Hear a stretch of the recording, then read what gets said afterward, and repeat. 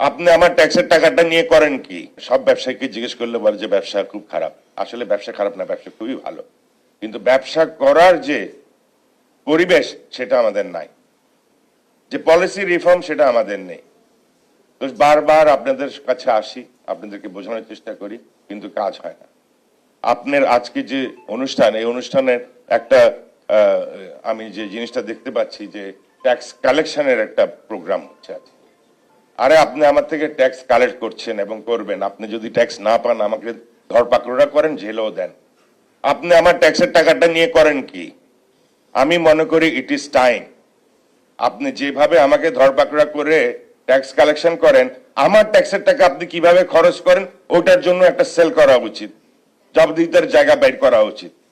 আপনি ব্রিজ বানাবেন রাস্তা ছাড়া, অথবা রাস্তা বানাবেন ব্রিজ ছাড়া আমার টাকা দিয়া, আর আমারে বলবেন যে টাকা নাই। আমাদের বাজেটে আমরা সবসময় কি দেখি? সরকারের একটা প্রবণতা আছে, আয়ের চেয়ে বেশি ব্যয় করার প্রবণতা সরকারের। এই প্রবণতা থেকে বেরিয়ে আসতে হবে আপনাকে। আপনি আপনার যে পলিসিগুলো আছে, আপনি তো পুরো ট্যাক্সের উপর নির্ভরশীল। আপনি কি করেন? দামি দামি টাকায় তেল কিনবেন, দামি টাকায় গাড়ি কিনবেন, যাতে ট্যাক্স বেশি আদায় করতে পারে। আর আপনি কম দামে করলে তো আপনার ট্যাক্স কম আদায় হবে।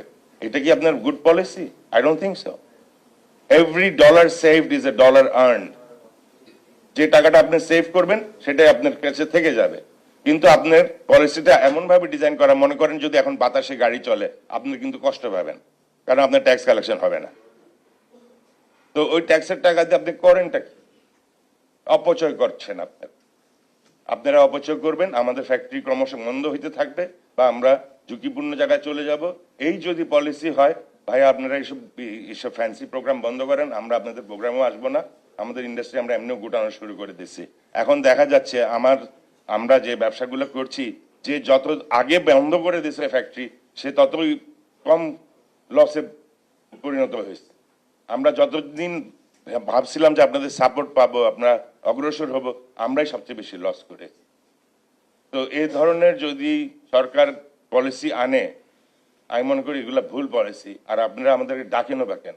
আপনারা কি আমাদের কর্ণপাত করেন বা বলেন? তাহলে উত্তর দেন যে হ্যাঁ আপনি ভুল কথা বলেছেন, শওকত রাসেল সাহেব আপনি ভুল কথা বলেছেন, আপনাকে আমরা জবাবটা দিয়ে দিলাম, আপনার কোথায় কোথায় ভুল ছিল সেটাও বলবেন না। আপনারা আমাদেরকে খালি বিপদগ্রস্ত করবেন, ক্রমশ বিপদগ্রস্ত করবেন। এখন আগামী বাজেটে দেখবো আপনারা কি করেন। আপনারা ইন্ডাস্ট্রির জন্য কত % অ্যালোকেট করছেন টোটাল বাজেটে, আমরা জানতে চাই।